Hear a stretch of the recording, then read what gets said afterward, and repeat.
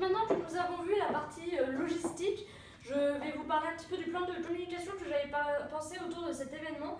Donc déjà la thématique m'a vraiment inspiré, tout ce qui est autour du Japon, de la nourriture japonaise, de la faune et la flore de ce pays, c'est vraiment quelque chose que j'aime beaucoup. Donc j'ai pensé partir sur une communication en deux phases. La première avec un envoi d'invitation papier sur carton avec les couleurs du cerisier japonais, rose et blanc, et avec de la calligraphie pour rendre cette invitation très qualitative. Et en seconde phase, un envoi d'emailing, toujours avec cette même thématique de couleurs, envoyé à plus de clients cette fois-ci. L'emailing, je vous l'ai envoyé ce matin et je voulais avoir un petit peu votre retour à ce propos. Monsieur Lecoutre, est-ce que vous avez des retours à me faire? Moi j'ai eu votre mail. Alors au niveau du mail, le seul problème c'est une photo de sushi qui n'aura pas dans le cocktail dînatoire.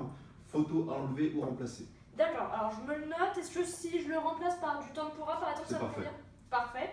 Monsieur Verlaine, est-ce que vous aviez d'autres remarques? Moi j'avais une petite remarque par rapport au budget alloué, la qualité du papier carton, est-ce que c'est pas trop élevé?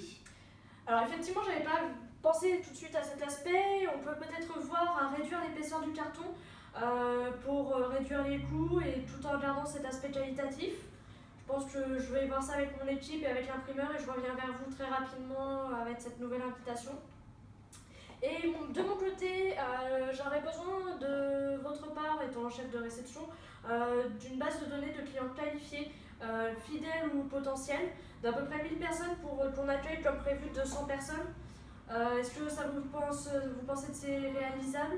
Moi je pourrais vous offrir une base sûre de 800, noyau autour de 800 personnes, 1000 on verra pour les aléas, ça risque d'être un peu juste. D'accord, bah écoutez, je reviendrai vers vous si j'ai pas assez de retour de confirmation client et on verra ça à ce moment-là. Je vous propose de voir l'avancement du projet la semaine prochaine, jeudi 10h. Très bien. Parfait, merci.